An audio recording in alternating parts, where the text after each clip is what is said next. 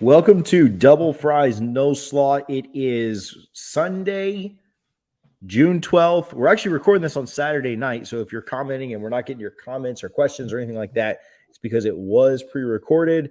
Richie has a tea time. My birthday is on Monday, but we're doing some birthday shenanigans stuff tomorrow. And so couldn't find a great time to record on Sunday, which typically is when we go live. But this is pre-recorded, so again, if we don't respond to you, don't think that we're jerks, but we do have some good stuff to kind of get into tonight. Thank you guys for hanging out. Richie's fighting through. I saw it was, what is it? Is it the 15th anniversary of the flu game? Something like that. So this is Richie's. So, yeah. No, is it 20 yet? No, that was like 98. So yeah, it'd have to be like 25. Maybe it was, when the heck was the flu game? It was 97. So yeah, 25 years. 25. Yeah. So, shout out. This is Richie's flu game. I can't guarantee that he'll be any good on here tonight, but he still has he's still sick. So at least there's that comparison. Double Fries No Slaw brought to you by Guthrie's. We'll try and fly through this tonight, but we do have a lot to kind of go over and talk about. You can visit both of the Guthrie's locations at 1818 West Tennessee Street and 2550 North Monroe. Should have some giveaways coming from them here very shortly. Just kind of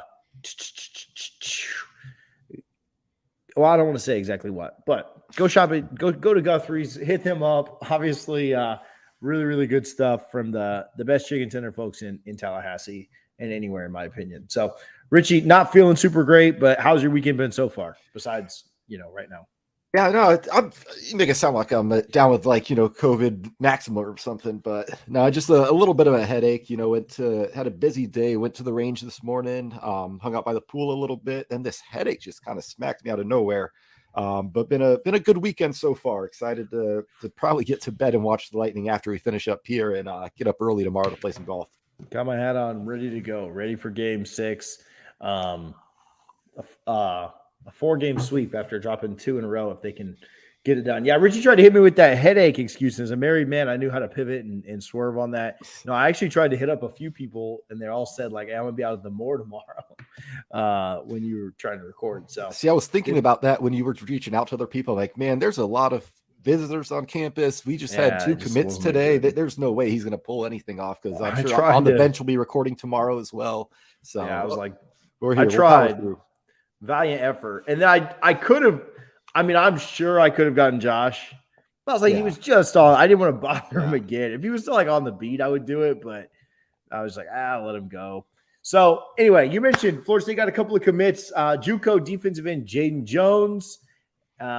First up, committed to Florida State over Mizzou, Houston, and others. Not anything crazy here, but a Juco, kind of I read some reports on him. I talked with somebody that's pretty close to the situation. And anytime you take a kid from Juco, it's a risk. Obviously, Jermaine Johnson with the Juco route, then to Georgia, then to Florida State. I'm not predicting that this kid is going to be Jermaine Johnson. But a lot of talent, not super refined talent, but Florida State picks up a really long, really, really big defensive end in Jaden Jones, who, like I said, in the last couple of weeks did pick up an offer from Missouri. That's an SEC offer, and that's not, you're not looking at like a Georgia offer or Bama or something that's just like upper echelon elite tier. But, if he had remained uncommitted, you may have seen more offers kind of come in. But he picks Florida State, eligible right away. Kid come in and play this season. We'll see how much he plays this year. I think that we are pretty deep on the defensive line, but if he can get in and shake some things up and move around, I think that's pretty impressive. But then I'm excited to see kind of what he looks like going forward, what he has, if he can grow and have a really good year this year, what does he look like, kind of in years to come. But thoughts on the defensive end commitment? Yeah, 6'6", 240. If you have the scholarships and you need an extra body in the trenches, you take it if you like it. The coaches, obviously, we're getting close to fall camp starting here pretty shortly, which is crazy to say in itself. So they're just trying to fill out the roster right now because, again, they can sign as many people as they want these next few classes. But again, like you said, I don't know if he'll contribute much this year, but it's a good guy to come in. Do we know how many years of eligibility he has left? I don't have it right in front of me. No, I don't have. Okay, it's typically like 3 to play 2 when they come out of JUCO. So I assume he's a multi-year guy, which is helpful, because Jared Verse, we don't know it. Hopefully he stays around for another year or two, but he could be gone soon. And when you go to the JUCO ranks, it's kind of like the transfer portal. You're getting that ready-made body to come in. Okay, 3 years left. Okay, yeah. So one of his years was a COVID year too. So it's typically you usually have your two left, but technically 3 with. Yeah, we're 2 years from now. We're going to be talking about players who had COVID years still. They're going on year 5 and 6. Oh, it's so tiring. Yeah. I mean, I actually spoke with, I don't want to throw anybody's name out there, but I spoke with, I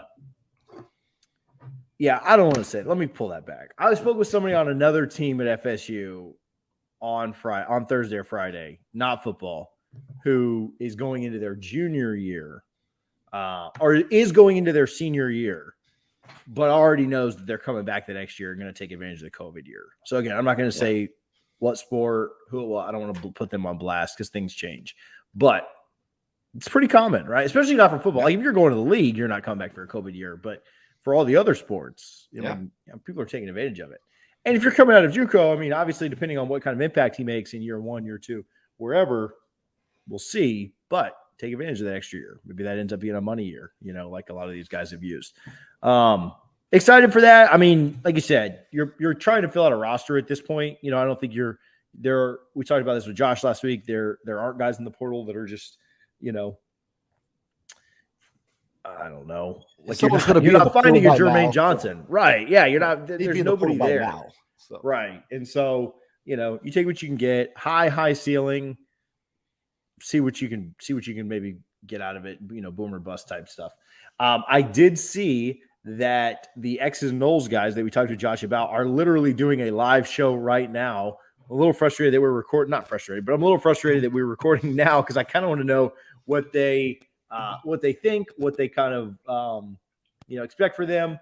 The title of their show, and I feel like those guys are pretty spot on. Kevin and AB do a good job over at Nelson 47. Just said why you should be excited about FSU's recently committed hidden gems. So they're excited about the commits. So those guys know way more about football than I do. So I'll ride their optimism for now. We'll see how it all kind of turns out. 2023 defensive back Quindarrius Jones attended FSU's elite camp last week. Absolutely showed out. I saw words like spectacular.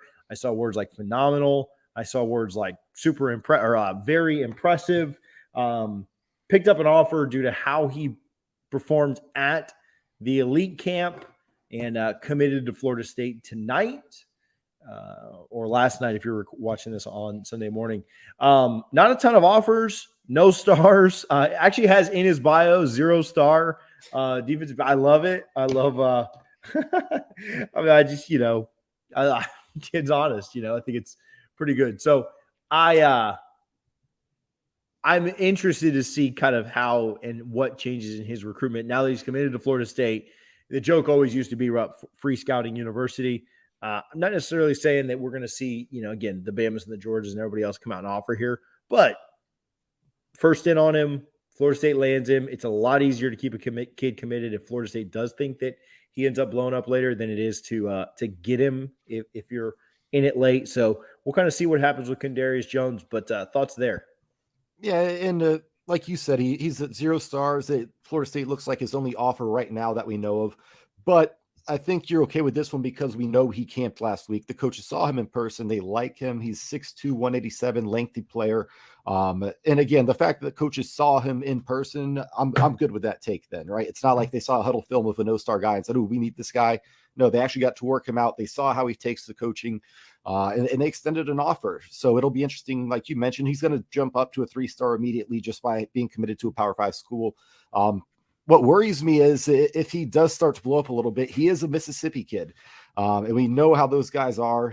Sometimes we saw with Charles Cross, Willie Taggart found him really early when he was a no-name 3-star, ended up blooming into a 5-star offensive tackle, and Mississippi State signs him.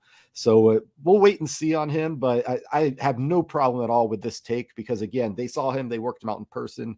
I'm not going to pretend to know more than the coaches do if I put on his huddle film, if he even has one. I don't know. Yeah, for sure. We'll kind of see how both of those recruitment, not Jaden's anymore, but we'll see how that recruitment goes with Quindarrius Jones. Back-to-back Jones commits. I mean, there's no significance there. I have no point to make with that, but just kind of ironic that both those came within a few hours of each other. But again, we'll see kind of how Quindarrius's recruitment goes from here on out, and what kind of offers he does pick up. Obviously, a kid with no stars and not a lot of offers commits, and the timeline just goes into absolute freak out meltdown mode over taking a kid that shouldn't be on the roster. Obviously, that's yet to be seen, and if he shouldn't be on the roster once we get closer to December signing day, then they won't send him an NLI. So I think it all kind of works itself out. I want to talk about this too, and then we'll kind of get into the show.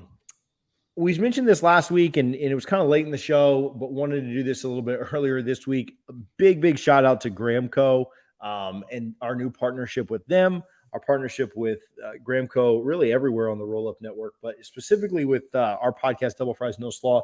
They are a Delta 8 company founded by FSU students, FSU grads, now alum, that has like the best Delta 8 products on the market. Richie is a big-time believer in their gummies. He re-ups and reorders about as often as anybody out there. That might be like half of their revenue right now is just from Richie. But we've got an exclusive deal for you guys right now. You can use code DFNS25, so DFNS Double Fries No Slaw 25 at thegramco.com. They've got a new hard candy out. It's a tropical orange flavor. It's 25 milligrams of candy. They've obviously got the gummies, the wake and bake coffee, vapes, pre-rolls, whatever you need Delta 8 wise. Shipping is very quick. It's discreet, comes in an unmarked package. Go to thegramco.com to find out more about them. I went out to their farm a couple of weeks ago. They do a great job. Again, college football junkies just like us, Florida State fans. We obviously believe in supporting FSU businesses, as that's what we have, 3 sponsors that all start with the letter G, all support FSU. And so we are down to support Gramco. Richie, did you try? I mean, I know you're not feeling super well. I'm not a doctor. I'm not trying to advise this, but did you try a couple of gummies for the headache? I did not. We are actually out right now, and it would have been perfect because I was at SeaWorld today. I should have brought you some. I think I texted you around 5 o'clock, and I could have used that with a nap. That would have been phenomenal. But and I don't have any for the golf course now tomorrow, so it's just bad planning on my end. Yeah. Yeah, it really is. And I was like I said, I was at SeaWorld today. I was in your backyard. I could have brought some over. So I can literally see SeaWorld's tower from where I'm sitting right now. Looking out my window. Awesome. We went this morning. We took the kids. I know this is not why people tune in, but you listen to a podcast with a guy with an Elsa background, the castle in the background. You'll be fine. We literally just went in, took the kids to SeaWorld, took the kids to Sesame Street, did everything at Sesame Street and left. Like that's all when you have little kids, like that's it. I mean, we could have done more stuff. We did stop and see the dolphins. I take that back. We stopped and saw the dolphins. We did one other. We saw the Rays too, and then that was it. All they care about is icebreaker. We walked by it, but by the time the kids were starting to lose it. By the time we got done with yeah, it's just okay. It's not SeaWorld. I keep saying SeaWorld, but by the time we got done with Sesame Street, the kids were over it. They were ready to go. So anyway, all right. Moving on a little bit. So some good news there on the commit front. Florida State lands a couple. Florida State in the S&P Plus. Maybe some good news here too. You have this updated too. Wanted to talk through it.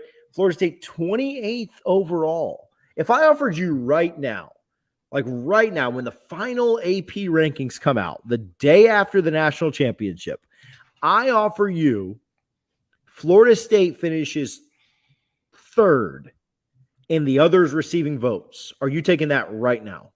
Absolutely, because that means you're probably 8-5 or 9-4 at that point, which I think is a decent season. After so I think 9-4 you'd be ranked. I think by the time you get to 9 wins, you're pretty much ranked. The way that because I looked back at the yeah. So I think that's probably 8-5. I might roll the dice on that one. I might roll the dice on that one and say no then, because I I think they can get to 8. 9's a stretch, but I don't know. It's a good number. So Bill Connelly, obviously his formula, he uses recent history recruiting. He factors in transfers, all that good stuff. So, I mean, it's definitely promising, but the one thing that you don't like is there's several opponents ahead of you on here. Yeah. And that's what makes it tough. Like the schedule we've talked about going back and forth, we'll go through some of them. But let's run back real quick and look at like last year's rankings. So if you look at the AP, so in the AP, the 25th ranked team was 12-2 at San Diego State. You're kind of splitting hairs there, but like A&M went 8-4 last year and in the final rankings, and they finished 26th, right? They were the team after that. However, you've got Arkansas up at 9-4. You've got and they were 21st. You got NC State at 9-3. This is what year is this? Yeah, I don't know how they went 9-3, but because the AP stops. The AP stops after. Yeah, that makes sense. Were there opt-outs? They opted out of the bowl, didn't they? I still should have gone more than 9-3, right? But anyway. Yeah. So anyway, 9-4 would have 28. I looking at it now, I might take it. Depending on what poll you're looking at, everybody like San Diego State finished 25th. They had 12 wins. Utah State right above them, 11 wins. Iowa right above them, 10 wins. Oregon right above them, 10 wins. The next best team was Arkansas with 9 wins. So 21st. I mean, I don't see a situation where we finish with more than 9 wins, and I don't think we're in the SEC. I know we're not in the SEC, so I don't know if we're going to get that SEC bump for losing 4 or 5 games and still being ranked. I might take 28th. I think I'd take it. I think I'd take the third team receiving votes because that probably does mean you went. It probably means you went 8-5, maybe 9-4, maybe 9-4. You finished like last year. The team that finished 28th was Minnesota. So Minnesota 2021 football, they went – they had a good year last year, right? They went 9-4. So, yeah, that probably means you go 9-4. I'll take it. I'll take 28th right now. If I'll say this, if you tell me 9-4, yes, I take that. 28th, it's tricky because you never know how it's going to play out. But if you told me we go 9-4, absolutely, I take that right this second. Sure. Yeah. That means you beat somebody you shouldn't beat. Yeah. So these rankings will adjust, right? They'll adjust weekly. They're all opponent-based. They're all, opponent-based, strength of schedule type stuff. But 28th is interesting. 45th offense, 15th defense. Do you buy I mean, I do not want to buy this. I'm sorry. I do not want to steal this, but, buyers to own this. Sorry, Brendan. Do you buy Florida State's defense being top 15 in the country? I think we should be top 25 this year. With everything you have coming back, Adam Fuller, again, so you finally have some continuity from year to year where you're not learning new offense or new defense, whatever it may be. So they've been in the system. I think it's funny. A lot of fans seem to really despise Adam Fuller because obviously when it's a frustrating couple seasons like we've had, you got to pick people, I guess, to blame. But I have some confidence in him, and I do think we're going to have a top 25 defense. And if we have top 15, I mean, that'd be amazing because we all know what we've seen in the past few years. But I think a large part of it is we did see the defense get a lot better towards the tail end of last year. So I'm buying it. Maybe not top 15, but I think a top 25 defense. Yeah. 45th offense, which again is an upgrade from last year. Hey, also kind of interesting, you look at Clemson's offense. They're the 39th offense. So very similar there. The big problem with Clemson is that they're the number 2 overall defense and, going to be just an absolute monster to try and take down and try and score on. Florida State got 14 of their points in the luckiest fashion that I've ever seen. That barrel roll run up the right sideline, and then Jermaine just being that. That wasn't lucky, but to be able to score on a play like that, had nothing to do with Florida State's offense. So I don't want to call Jermaine's play lucky, but our total point production was lucky that the defense, put some points in because the offense didn't do much that game. Some of FSU's opponents ranked. LSU 36th. So, I guess, so more about the S&P Plus. If you're ranked higher, is Connelly saying you should win that game? I mean, if it's like home and away, and you're ranked one more lower, higher. I mean, that could be different. But so his SP Plus, the way the formula is, it's almost like Vegas power rankings, right? You assign a point total. So you'd say, I think Alabama is the best team in the country, and I think they're 2 points better than Georgia. So they're assigned a value, and it's based on, you would rank the teams based on that. So I think if ranked ahead, according to Bill Conley, it'll be interesting to see week 1, because we have week 0. So week 1, when his projections come out, because he does put his projected lines and he doesn't pick them, it's his formula that spits it out. And I fully expect Florida State to be, assuming they take care of business against Duquesne, they'll probably be favored in Conley's formula. I don't know about Vegas.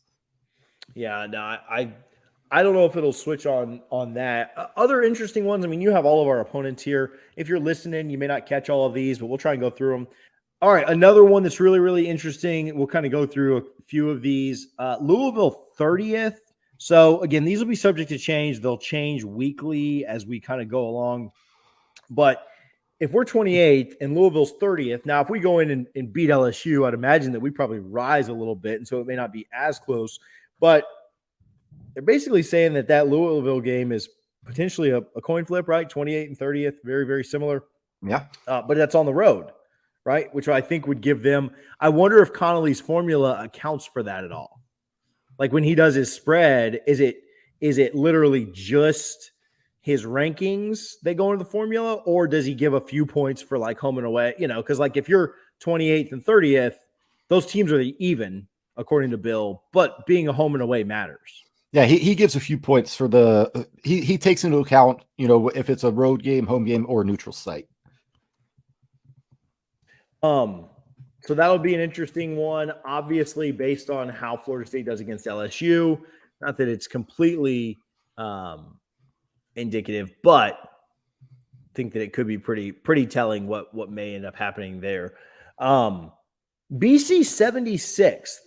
I think that's an interesting one just because – they obviously have Jerkovich. If he's still healthy and playing well, that, he's tough.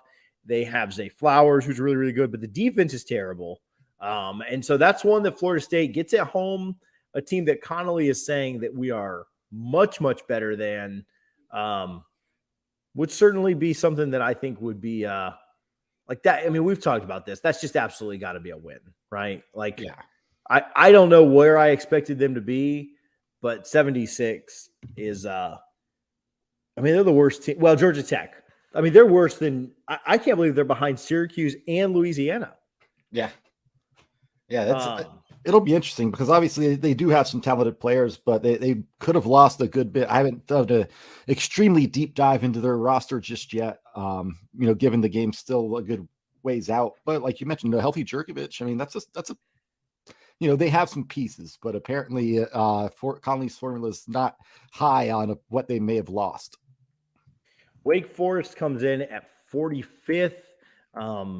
They bring back Hartman, right? And so, like, he obviously torched us last year. Their whole team, really had their way with us. And especially in the first half, they kind of built up a lead that just wasn't going to be come back from.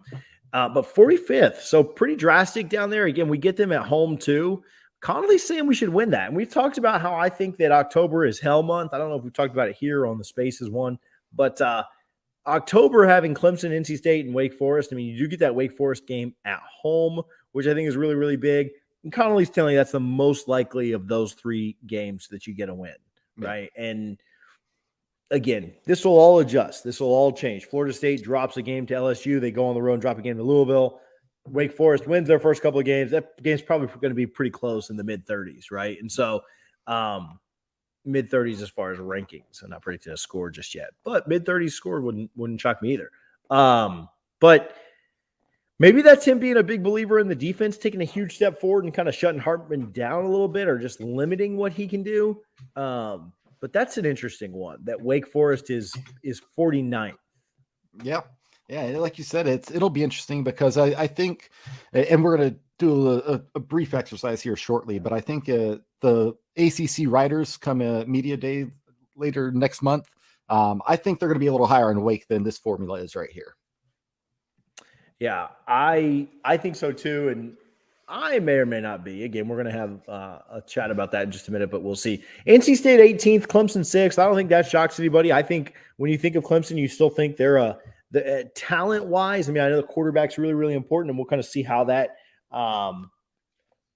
winds up, how that finishes out with their quarterback. But yeah, I mean, you still think about Clemson as a top 5-ish team in the country. Yeah. We'll see where they are when we get to them. And I think about NC State as a very talented team that top 20-ish still. I'm not super shocked by either of those. Not super shocked by Georgia Tech at 90.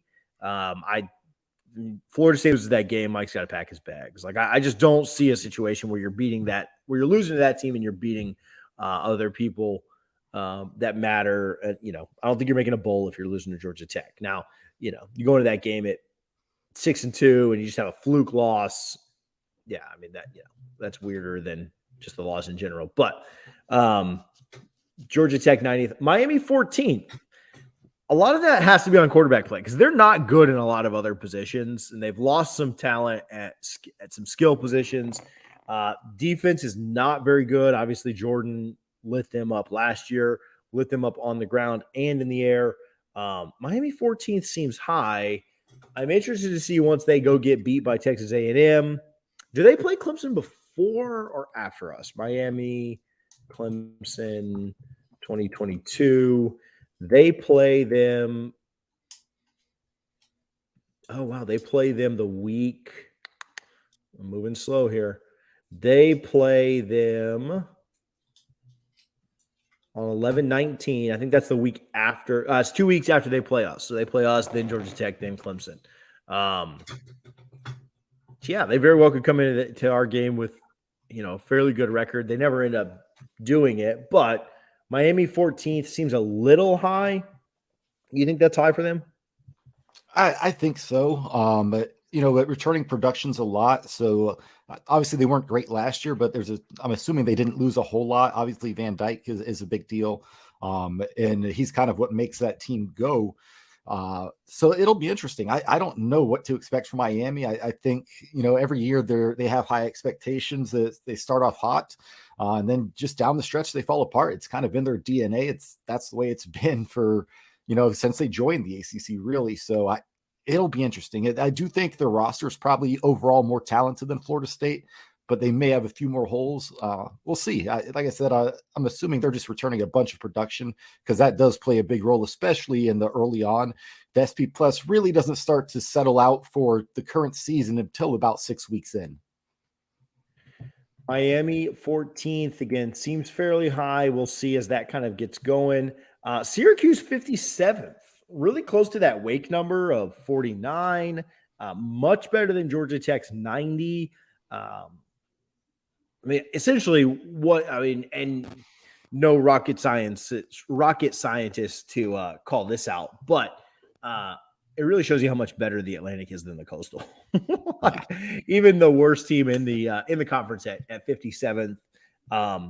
Syracuse, again, has to be a must win. Like, there's no way you can lose that game. Syracuse 57th, Louisiana 70th. I mean, Florida State's got to win those two. UF 23rd, very, very close to Florida State's 28th overall. Again, they return. Actually, they don't return as much production. They lost their top running back. They lost their top 2 pass touchdown catching targets last year in Copeland, and I always mix them up. But is it Zipper that went to UCF? Not sure. UCF tight end. But yeah, they lost their top 2. Yeah, Keymore Gamble, not Zip. I have mixed them up since recruiting days. But UF at 23rd seems a little high, but again, that'll definitely be different by the time they're limping into our game at 6-5. So overall, what does the S&P tell you about our win-loss record? 1, 2, 3, 4, 5, 6, 7. It says we should win 8 games. Yeah. It says that Connelly is saying we should win 8 games. or that you should win. I believe it would be like 7-8, right? Like you're not. Well, I don't know because like you look at. I mean, there's some luck involved, right? Like you get Louisville, who's worse than you, but on the road, and you get UF, who's better than you, but at home, right? And so I think some of that'll kind of play into it as well. But Connelly's saying the only games you would be acceptable losses are NC State, Miami, Clemson, and Florida. If you lost those 4 right now and went 8-4, I'd be fine with it. I don't want to lose to Florida, and I don't think we lose to Florida. But if you offer me 8-4 right now, I'd take it. Yeah, and obviously it's different with with what they are going to start the season as and what they're going to finish the season as. But it means you beat LSU, and that's a huge momentum game right there, right? If you're going to be 1-0 after Duquesne, if you can beat LSU the next week, and then that stinks because that means you go 6-4 your last 10 games, so close to 500. But at the end of the day, 8-4 with a win over LSU is something that I think Florida State fans would be very happy with. Obviously, it sucks if you lose to Miami, Florida, and Clemson. You'd love to pick up one of those like they did last year, and they really had a chance to win all 3. I think Clemson, that's a tough game. I don't see us winning that one, but yeah, I would take 8-4. Yeah. So we're going to move this to next week. We have kind of an ACC. We're going to kind of rank. Predict finishes for the ACC, both sides of the division. We'll do the Atlantic next week. We'll do the Coastal the week after. That the Atlantic's not very difficult. The Coastal's almost impossible. It's almost impossible to pick every single year. Just a bunch of just mediocre teams that all should really go 4-4 in the division. Miami should be a little better than that this year, but they always find a way to just flop at the end. Some crappy news. Some unfortunate news personally for us. I mean, we can debate about what's best for Florida State, another time. But Mike Martin Jr. obviously let go, relieved the duties as the FSU baseball coach after 2.5 years, two years and a quarter. Obviously, 2020 was kind of a COVID year. I watched a lot. I read a lot. I listened to Brett and Aria's Sunday Golds podcast. I saw Ryan Kelly put out a pretty good little take on me getting let go. And I don't know, just really tough. I mean, there were people on the timeline that, if you knew baseball, you wouldn't say that there should be no meat slander, this, that, and the other, like just losers that I've never even heard of before that Richie's like sending me screenshots of or quote tweet, like calling them out. But, yeah, I mean, Meat was an absolute great guy personally to not only this podcast, but Richie and I individually. The last time Richie was up in Tallahassee, we got a chance to spend some time with Mike. The last couple of times I've been up there, I got a chance to spend some time with Mike. Dude legitimately like sent me a Christmas present, bought my kids stuff when we went up there the last time. That sucked, just personally, right? Like we can argue about what's best for the baseball team, what's best for the university at another time, but personally, that I don't say it ruined my Friday because we did take my kids to the jump place though, and I was like just on my phone the whole time, just kind of like being miserable, and I was just like, I can't, this is brutal. So that it sucked. It absolutely sucked. I don't, if you have takes on the baseball side of things, great. I really don't. I really liked Mike. I thought I don't think he's an absolutely great guy. And it just sucks that that's what happened. Yeah, and I would defer, like you mentioned, go listen to Brett and Aria's podcast. I listened to it as well. They have some insight. Pretty well done, but yeah, I'm not going to get into the what this means for the program or not. We talk about one of the things we love about doing this podcast so much is getting to know these coaches and athletes on more of a human level. Well, this is the really crappy part about that, right? Because someone who we've got to know, who would always joke around with us off camera, went to dinner with him up in Tallahassee, just a great guy. My wife's a huge fan and she's, doesn't care about Florida State baseball in the slightest, but she had the chance to meet him. And when you get to know someone on that personal level, news like this does suck. But it's a business, so it is what it is. Obviously, we wish him and his family nothing but the best. Yeah, no, that's what you're exactly right. Like it, we want things to go well. Obviously, the rumors of Coach Almeida potentially going to another school, like that would have been really, really tough. She's been on the pod. I don't know. She came on once, and then like 3 or 4 times with the run last year, and then once this year. She's been on. She's not quite on Jen Hyde's level or Alfred's, but she's pretty close, right? She's been on 5 or 6 times. We've had more of her players on than any other team, and that would have been really, really rough because, like you said, you kind of develop a relationship with people, and you care about that so much more than you do what their baseball team does or whatever. Like team could have gone 0-40 this year, and I'd have been a big Mike fan just because of how he treated me and how he treated my family and the kind of person that I think he is. Ultimately, we'll see kind of what direction the baseball team goes in. Obviously, hope the very best for whoever the new coach is, and hope to develop new relationships, and hope that Florida State baseball can kind of get that penultimate goal of winning a title. But wish the very best for Meat too. There's 2 schools he could go to that he won't go to that I wouldn't cheer for him at, but anywhere else, like I'll hope that they do really, really well, and kind of always be a fan of his. So from some bad news to some good news, Trey Cunningham goes out a national champion, wins his 2nd national championship this year. 1 indoor, 1 outdoor in the 110-meter hurdles. It was close. Did you watch it? Did you see it? Did you see the replay afterwards? It was closer. It was much closer than the indoor one was. That LSU guy was making a push, but Trey, being the GOAT that he is, went ahead and won us another national championship last night. So shout out Trey, friend of the show. I hit my guy up at Guthrie, so I was like, hey, if this kid ever comes in, it's put it on us. He's like, I'll just pay for it. But gut box is on us for life for Trey Cunningham win another national championship. Yeah, he had a rough start to the race, but just walked down the LSU kid and still put up a ridiculous time of 13.02. Seems like he just gets faster every single time he runs. Cannot wait to see him in the Olympics because I have no doubt he will be there. Yeah, gold me. I think that's what we're looking for is Florida State gold. So really, really good stuff for Trey. Speaking of gold, I want to shout out Garnet and Gold before we get out of here. Obviously, appreciate all of their support.